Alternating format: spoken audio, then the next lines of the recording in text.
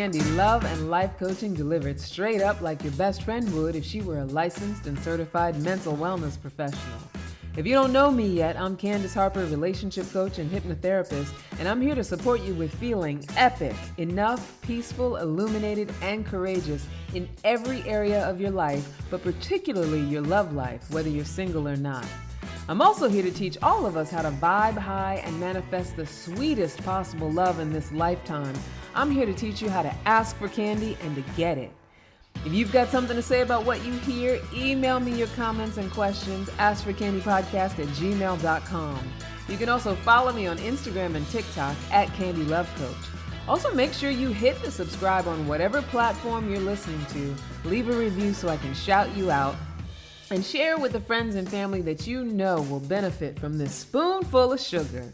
Now let's get started.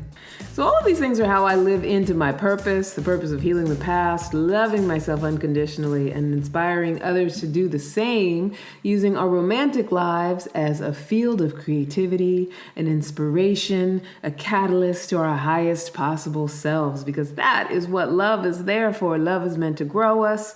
The partners that we meet are meant to mirror us and show us what needs to be healed and show us where we can use some growth and help us to evolve in our highest possible, most amazing self so that we can really make the most out of this life, this little drop in the space-time continuum, this little bitty, increment of time that we get to just be exactly whoever it is that we were meant to be, that we want to be, that we choose to be. This world is our playground, honey, and love is a way to express ourselves and make the most of it.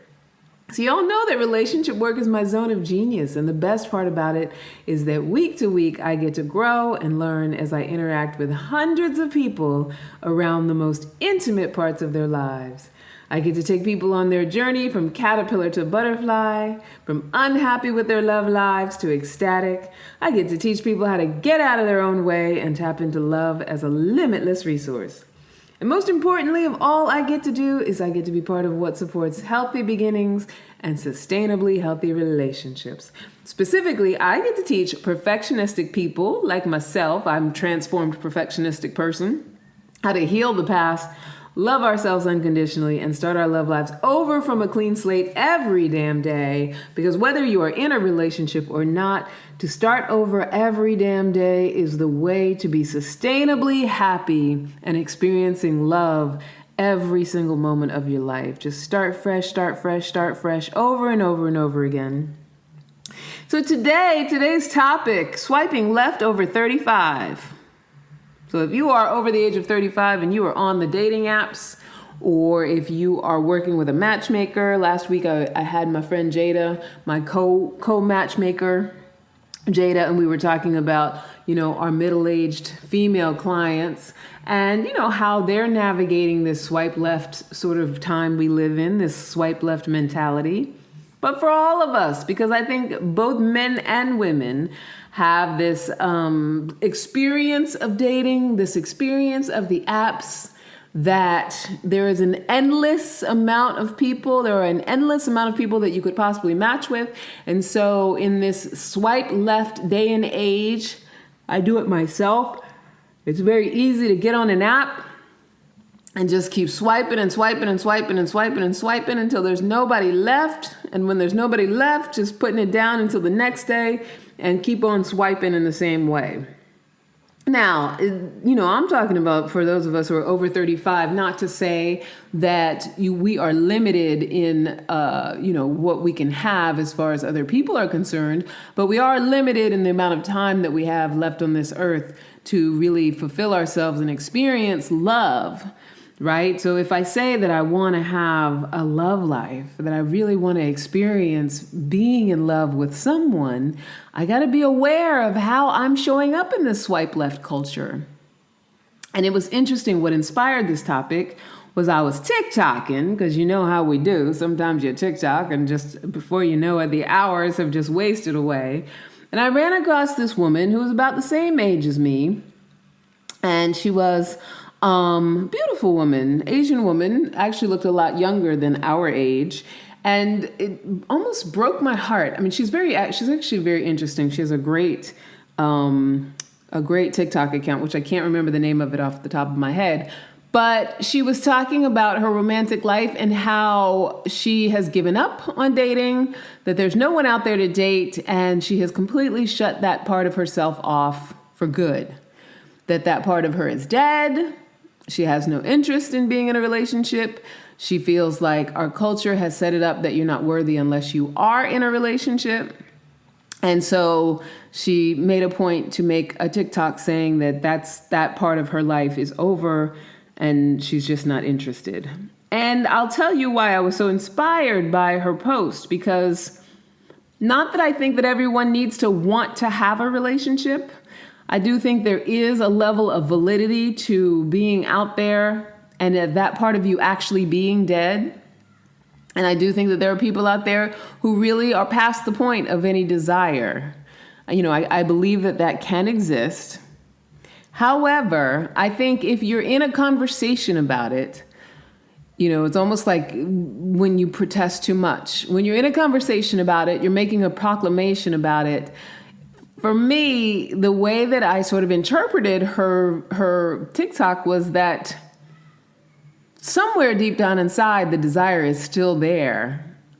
And the need to make a proclamation about it was not, and I don't want to accuse her of any dishonesty. I don't think it's dishonesty. I think that what happens is we get to a point where we want something so badly, and then we also get to a point where we so don't believe in ever having it, and then the world or our culture or our society or our family applies pressure, and so it becomes a source of pain, this desire that we have for something.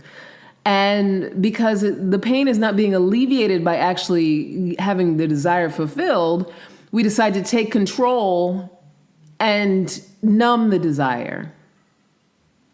Right? So if I numb the desire, then it doesn't have to feel so painful. If I pretend like I just don't want it, I don't have to sit in loneliness. If I pretend like, it's something that I just don't need in my life anymore, it's a nuisance, then I don't have to feel the raw emotion of not having the deepest level of desire fulfilled with not having it met, right?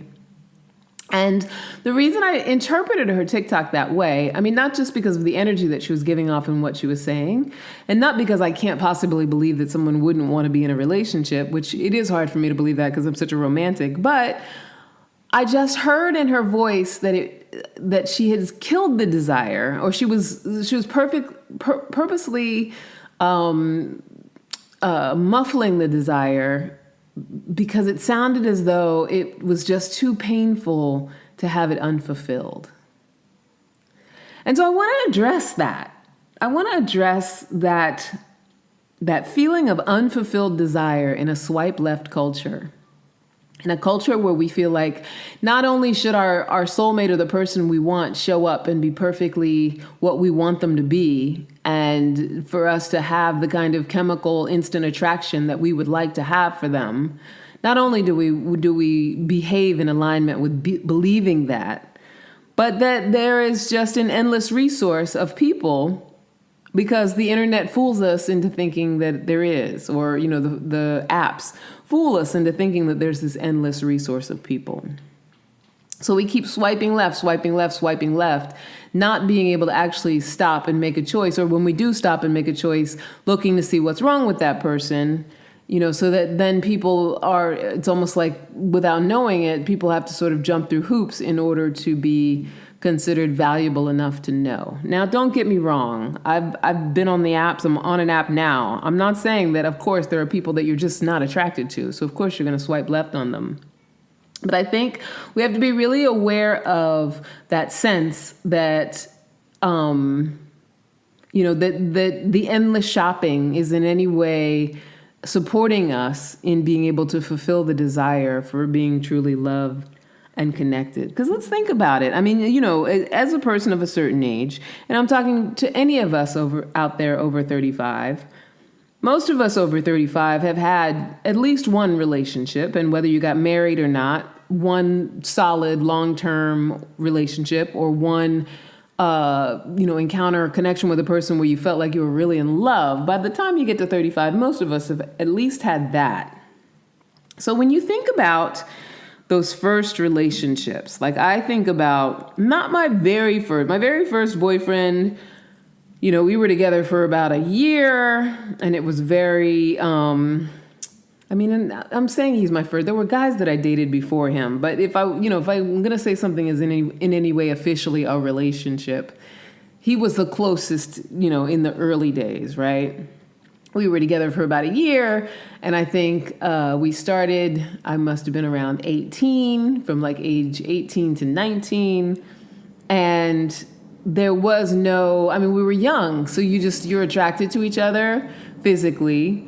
You get into something, and then it just plays out how it plays out, right? So when you're that young, you haven't experienced divorce and the processes of divorce. You haven't experienced, having children and assets with someone that have to be divided or figured out when the relationship is breaking down.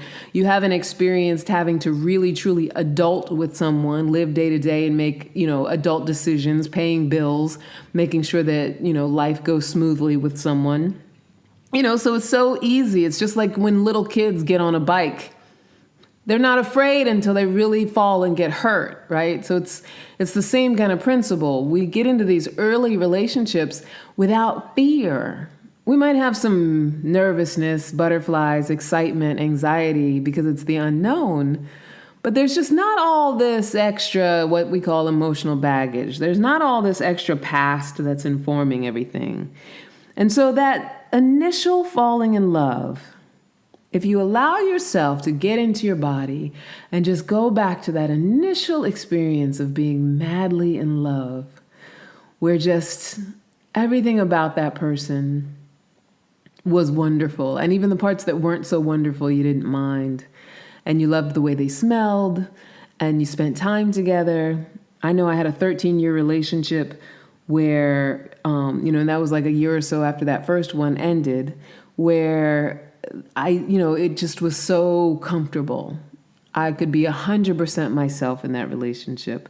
I loved that person to the moon and back. I expressed it every day because there was just, we got into fights and had conflicts and things like that. But, for the most part, there was a deep level love, and everyone who knew us knew us as a couple. So if they saw one of us, they expected to see the other one, would ask about the other one. That's the kind of couple that we were for, at least a slot. We were together. The last couple of years were kind of like on the fence off and on, but we were solidly together at least a good 10 years where people associated us with each other.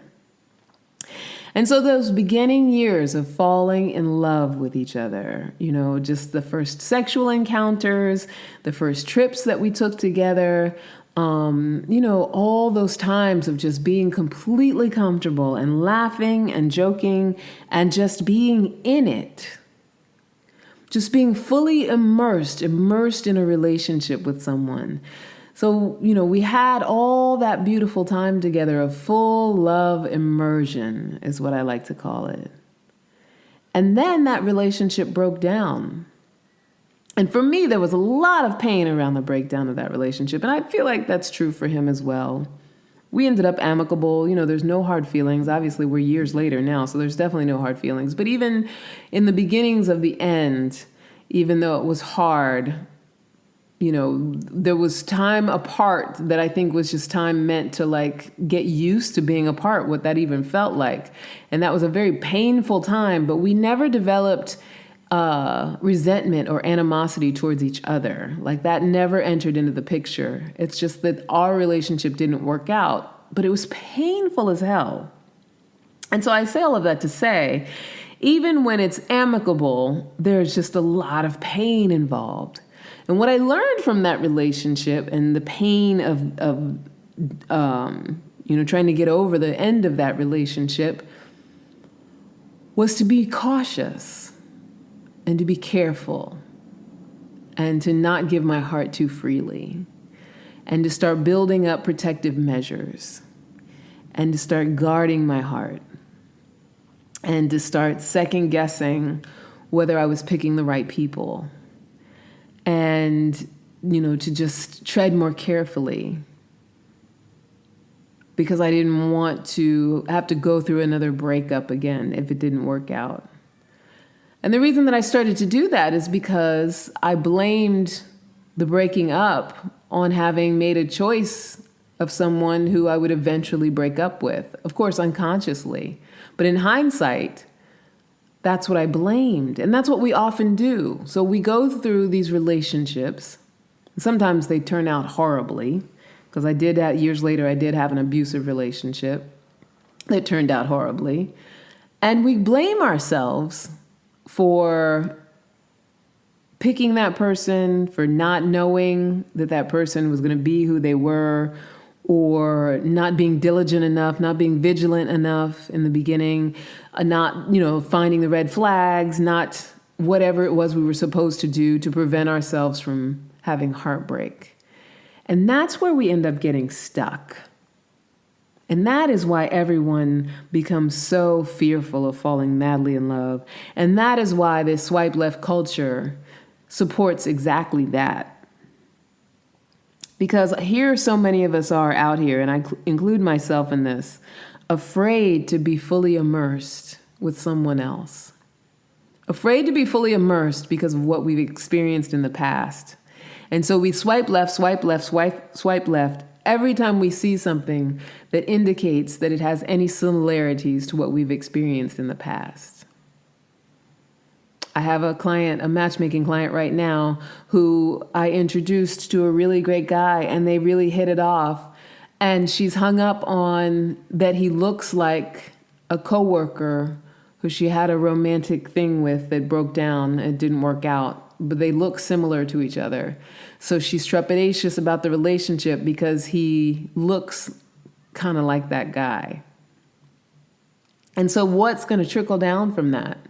If I'm afraid and I'm concerned that you look like that guy, I don't want to have to deal with what I dealt with that guy.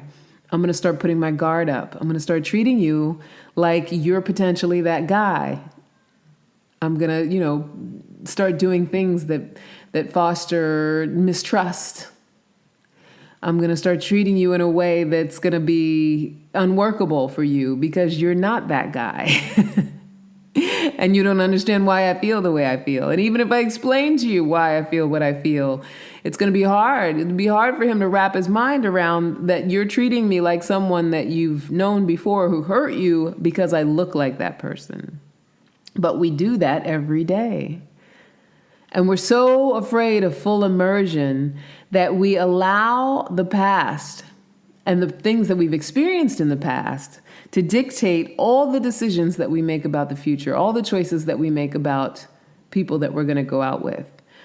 And we talked about this a lot last week, like all the different ways that we can set it up, like stipulations, like they need to make a certain amount of money, they need to be a certain height or look a certain way, all of that stuff. We talk about it all the time. But all of that is the mask for, I am afraid to be fully immersed. I'm afraid to give my heart over. I am afraid to go ahead and let myself fall in love. So I think that if I can make sure that all these things are in place and that this person is all of these external things, that somehow I can mitigate heartbreak. We fool ourselves into thinking that. And so why are we so afraid of falling madly in love? Why are we so afraid of full immersion? And how do we turn that around? Because we don't have to be afraid of falling madly in love. We don't have to be afraid of full immersion. And the way that I experienced this, I probably would have told you this same thing months ago, but the way that I experienced it to be the truth is that I recently had a casual fling with someone a lot younger than me, and just decided to just enjoy it. Just decided to go ahead and let myself have it. And I realized that it didn't kill me for it to not continue on and become a relationship. And the reason it didn't kill me because I decided to take it moment by moment and just allow myself to enjoy each part of it.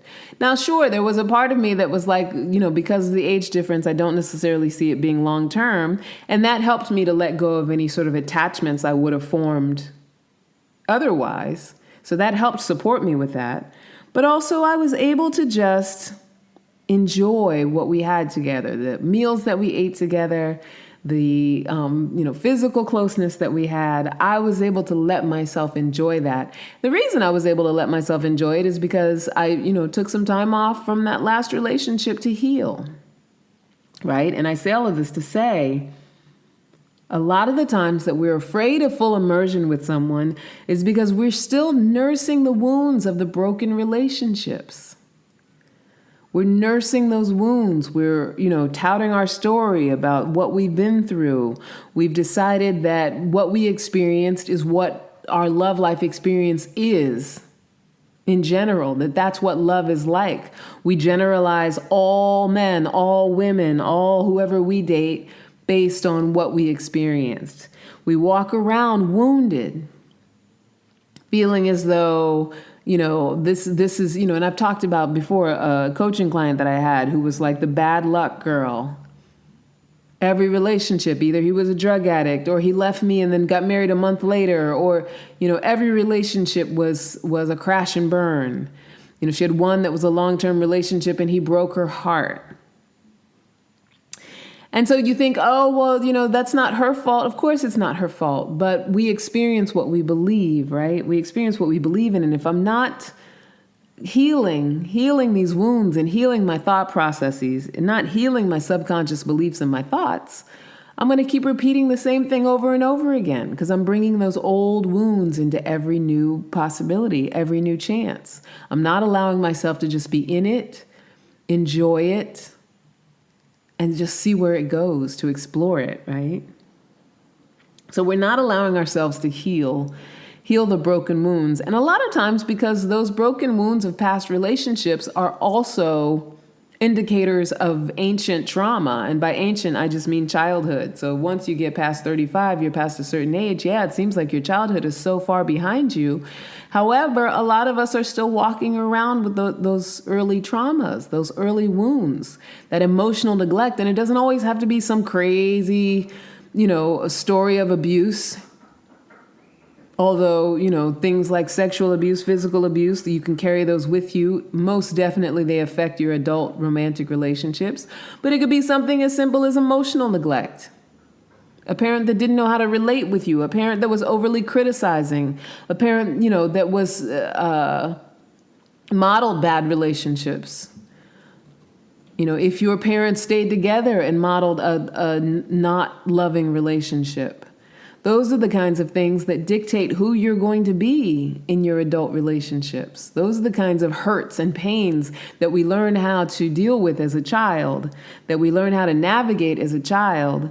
And the things that we do to navigate and deal with those things, when we take them into our adult relationships, they don't work.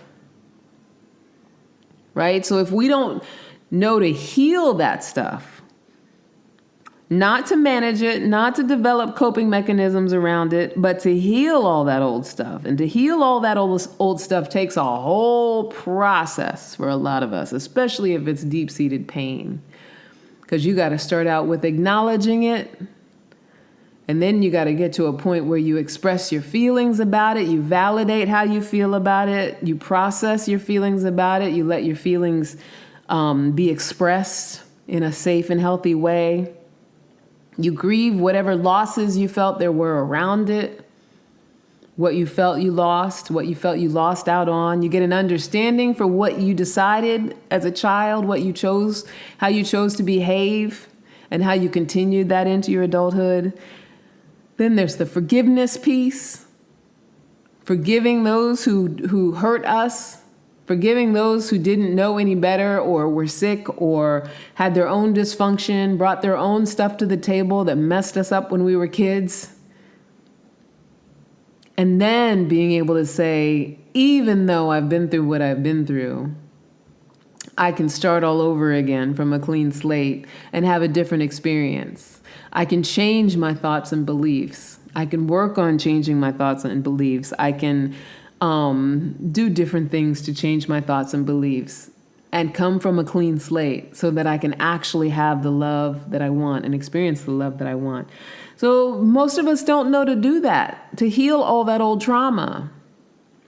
And so when it goes unhealed, then we end up with the relationships that are broken. And those broken relationships just reinforce those subconscious thoughts and beliefs that have us going forward afraid to fall madly in love, afraid to be fully immersed, afraid to care about somebody deeply without worrying about the external stuff, afraid to swipe right and follow through.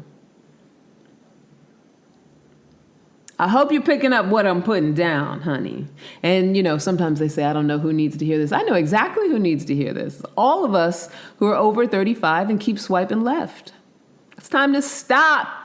Slow down. Take a breath. And don't do another swipe left until you allow yourself to be in a full healing space. Until you allow yourself to know that you are ready to be fully immersed and madly in love, that you are vibrating on the level of somebody who can love unconditionally and fully. And we're going to do another whole show about unconditional love, because I saw another lady who said something about that unconditional love is a myth. And I do want to talk about that. If you believe unconditional love is a myth, first of all, you don't know the definition of love, because love by definition is unconditional. It's like saying wet water, right? Also, if you're collapsing love with admiration, attachment, lust, things like that, then, that's why you don't believe in unconditional love. But we're going to do a whole nother show about that.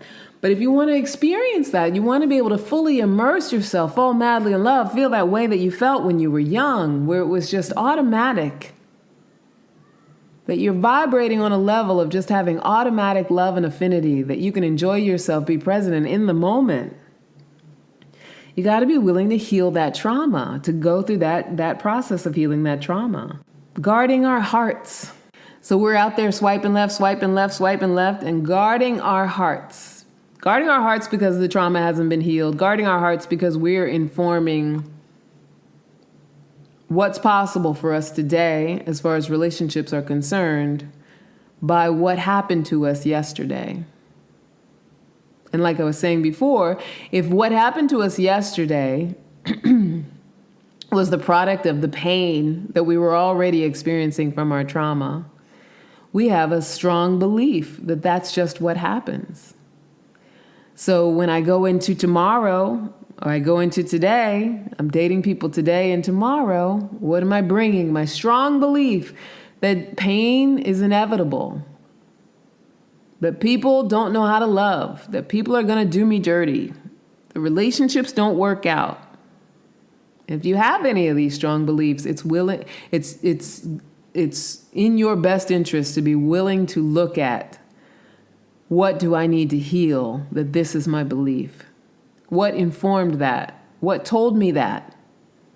And why did I take it on? Why did I start to espouse to this belief and bring it into my life? We want to be willing to ask ourselves these questions.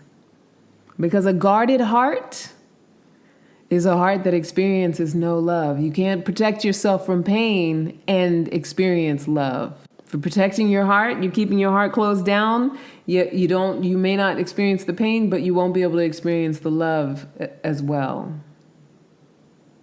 It's like if you're trying to always prevent grief or sadness, you also don't allow yourself to feel joy.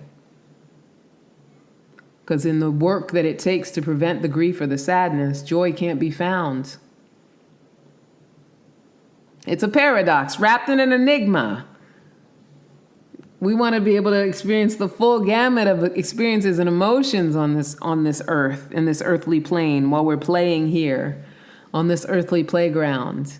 And while we're numbing ourselves so that we don't have to hurt, we're not letting ourselves really have the full experience of love and happiness and joy and peace. So it's our guarding of our heart, our self-sabotaging beliefs, the looking for a unicorn.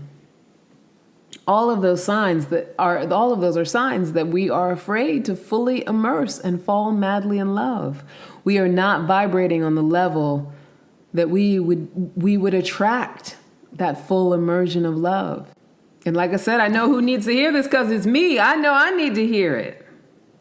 And, having that little fling with that young guy, it broke me out of something, which was I spent a few years healing from that abusive relationship, taking care of myself and, babying myself and giving myself a chance to get into a good relationship with myself, doing my healing work, loving on myself, and getting to a true understanding of what would be good for me. I spent those years purposeful around that. And so now it's time to move into that next level of being able to actually open my heart up. Because in those years, I had to have it closed off so that I could go inward, right? And so having that fling has me understanding that opening up of my heart is safe. And by safe, I mean, yeah, I could get hurt. I could definitely get hurt because I'm somebody who loves and loves hard, right? Getting hurt is a possibility.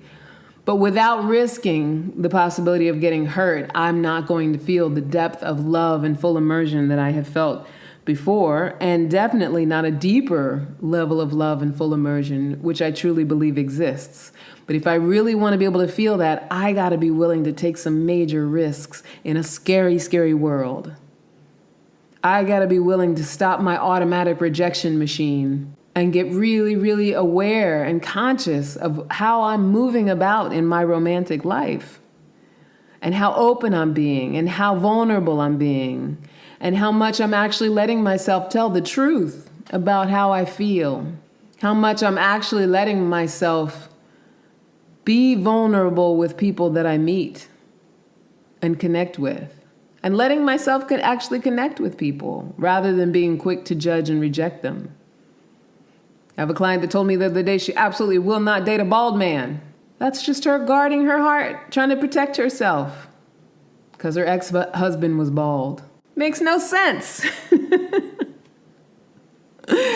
I mean, it makes sense in that, you can understand as human beings, that's what we do. But the moment we get conscious and aware, self-aware, paying attention to what we're doing, really think about things critically. Because one bald man hurt me, it does not mean that the next bald man isn't going to be the absolute love of my life unless I make it so. But I could miss out on that loving, sublime feeling of being with the absolute love of my life because I'm using the amount of hair that he has on his head as my litmus for whether he can provide the emotional value that my life needs. And that's what we do as human beings, right? That's how we sabotage ourselves. And so, yeah, I was really inspired by this lady cutting herself off and wanting to figure out what are the words to say. Because I know that some of my listeners, because if you're still listening, I'm talking exactly to you, and some of my newsletter readers, some of my personal friends have done the same thing, where they have just deadened that part of themselves. They've numbed it. They've numbed it with whatever else it is that they're doing. And I've done it on a lot of levels too. I'm in my awareness journey about no longer numbing it, not making my entire life about work. Some of us are out there drinking too much wine. Some of us are out there trying to overachieve. Some of us are out there, crafting ourselves silly because we want to deaden that part of ourselves, that part that has such a strong desire, so that we don't have to keep experiencing the loneliness of not having that desire fulfilled, and we don't have to keep longing for something that we no longer believe is possible. Not knowing that the not believing it's possible and the numbing and the deadening is exactly what's standing in the way. So what are some things to do? How do we face the fear of falling madly in love, the fear of full immersion? What are some things that we can do? Well, we got to start by healing all that past pain, all that past trauma. If you're still angry at somebody for something they did to you, It's time to look for avenues of healing. It's time to work with a healer. It's time to find a like-minded group of people. It's time to be in conversations around healing that stuff. Because there are people out there who are doing it every day, people who are becoming more and more aware of what they've been through, experiencing their emotions around it, and letting themselves process it. Because it frees you. It frees you from all the fears. It frees you from all the self-consciousness. It frees you from all the not enoughness and the not understanding your value and your worth. It frees you from all of that, just going ahead and healing that trauma. If you're still walking around mad at your parents, mad at what your childhood was like, upset about what someone did to you, and I'm not invalidating it because I know that there's some people out there who've had some horrible, horrible things done to them, some atrocities. But unfortunately, those who commit those atrocities are not the ones who can heal those atrocities for us, even if they're fully capable of apologizing. Only we can heal that. We got to look at whatever stories we told ourselves to survive those things, because that's where the healing begins. If I'm, beaten up as a child at 5 years old, I'm going to tell myself some things. I'm going to say that I'm worthless. I'm going to say that I deserved it somehow.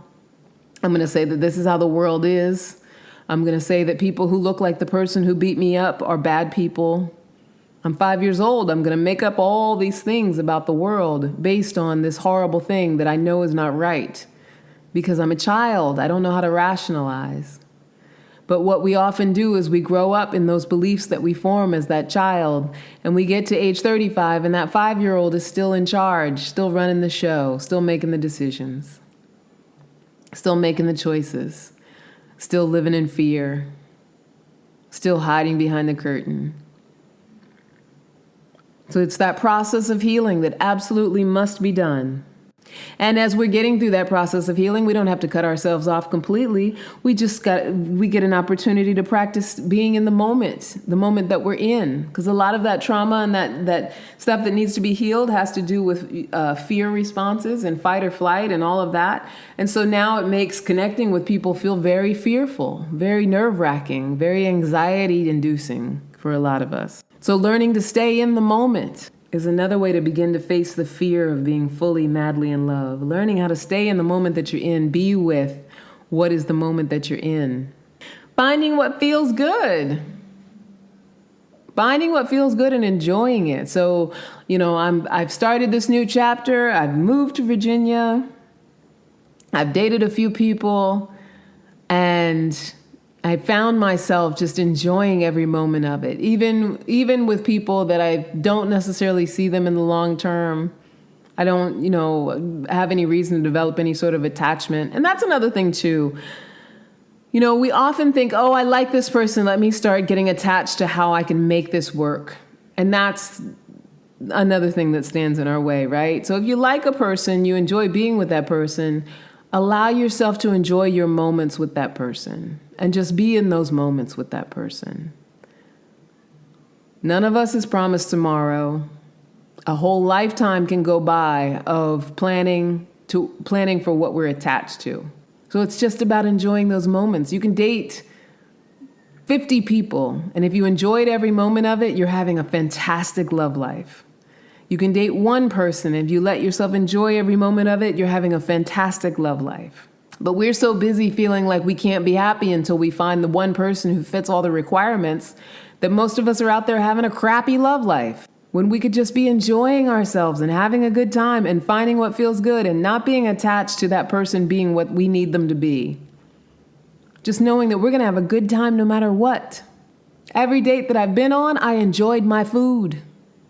I might not have loved every minute of conversation. Who cares?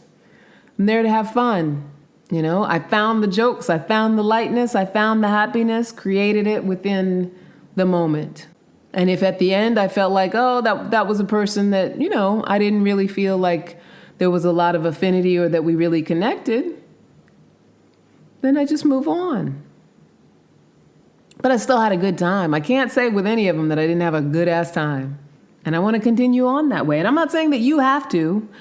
What I'm saying is that we experience what we believe about the world, right? And from a place of having healed, from a place of, feeling trust in ourselves to have dealt with the hurt, and from a clean slate, living in the moment, every time can be a good time. And also, I always say, don't miss what's right in front of you while waiting to create it. And that's something that we often do. Right? So if I'm enjoying myself with someone, I'm in the moment, we're having fun. If I say to myself, well, I'm having fun with this person, but they're not my person, so, let me cut off the fun. Let me not just enjoy it. I don't want to lead them on into thinking that because I'm having fun that I like them. You do that enough times and you're just not ever having a good time. You're not ever enjoying yourself. And so if you say, oh, I want to have a love life that's fun and free and, we get to laugh a lot and we get along, we have great conversations, that's what I want to have, and you're not allowing yourself to have those things with the people that you meet, standing in your own way, honey, keeping yourself from enjoying it. And so I say all of these things, take them with a grain of salt, because I don't take lightly what any of us has been through as far as, our conditioning growing up and whatever traumas we may have experienced. I don't invalidate those things. I mean, those are the things that we came for. Whatever you believe about, who you are as a soul, as a being on this earth. We didn't come here for it to be all hearts and roses and easy and light, because that's not what life is. Life is a journey of evolution. It is an evolution. Some of us believe that we choose our parents, we choose who we come through, and whatever comes along with that is what comes along with that. And that's what we're here. That's our catalyst to grow, if we frame it that way.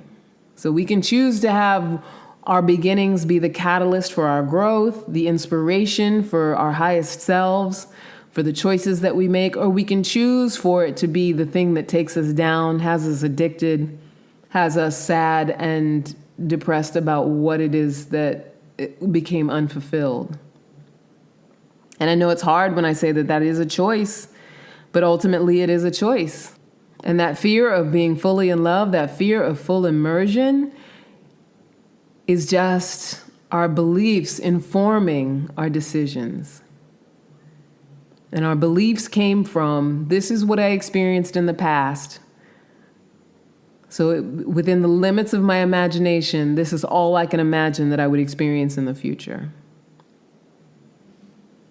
And so if you want to heal, if you want to begin the road of healing, if this is the road that you want to go down, I want you to get at me. Because I am a coach and a hypnotherapist, and this is exactly what I do. I help people heal from the symptoms of not enoughness, which some of the symptoms of not enoughness are depression and anxiety, weight struggles, bad relationships, relationship problems, a lot of conflicts in life, stress, physical problems, autoimmune disorders,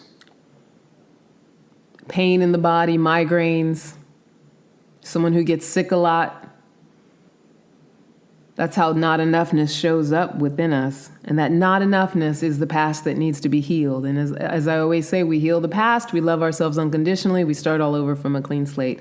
If you want to do that, I am currently working with a couple clients, one of which she's worried about her drinking. She doesn't want to become an alcoholic, and her drinking is getting out of hand. And so we've been working together to uncover what the drinking is about. And we found out that the drinking is about soothing the anxiety. And the anxiety is about an old story from when she was a child, when her parents got divorced, feeling like she's the one who has to be the good girl and make everything right and fix everything. And, be everything that her father and her mother want her to be. And when her father passed away, she felt lost because most of her life was spent living up to what she thought would be would meet his approval. And so we've uncovered all of that in our work so that her anxiety no longer has fuel. And she has an understanding that she only has to meet her own approval. And we can talk about it till we're blue in the face. But until you do something that's somatic, within your body that actually alters those thoughts, reconnects those synapses in our brains, we go on autopilot. And so we find ourselves for years trying to cope with the symptoms of not enoughness. So if any of this resonates with you and you hear yourself in it, we need to get together. We need to get together and get you on a free consultation call. And so I want you to email me at askforcandypodcast@gmail.com or Candace@CandaceHarperLoveCoach.com and let me know if you would like me to send you a link for a complimentary consultation. And you can tell me what's going on with you, so we can get together and do my 63-day program. Heal the past, love yourself unconditionally, and start all over from a clean slate.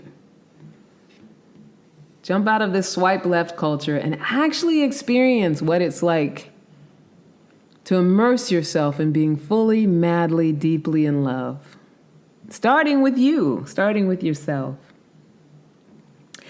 And that is it, y'all. That's it for this week. As always, it's been a pleasure. Miss Jada is going to be coming back soon. Miss Jada comes on and we talk about matchmaking and our journey of matchmaking, the ups and the downs and the all arounds. My book, I'm Not Mad, But She's Still Crazy, is coming out soon. And you can follow me on Instagram at Ask for Candy Podcast, at Candy Love Coach. And I think that is it, my sweet loves. Thank you so much, so very much for joining me again for another episode of Ask for Candy. Please make sure you subscribe and make sure you leave a review, especially if you're listening on Apple Podcasts or on Spotify, actually. Leave me a review. I would love a 5-star review. Let me know if any of these things that I've been saying on this podcast are resonating with you, if they are touching your heart, if they are getting to your soul, if they are helping you transform your life, your situation. Please let me know. Email me if you'd like a free consultation and talk about how I can possibly help you with my 63-day coaching and hypnotherapy program. And I believe that is it, my sweet, sweet loves. I will talk to you next week. Until next time, never forget that you are a love machine, honey. If you ever start to feel like you're not getting the love you need, just make more and ask for candy. I love you. Mwah, mwah, mwah, my sweetheart.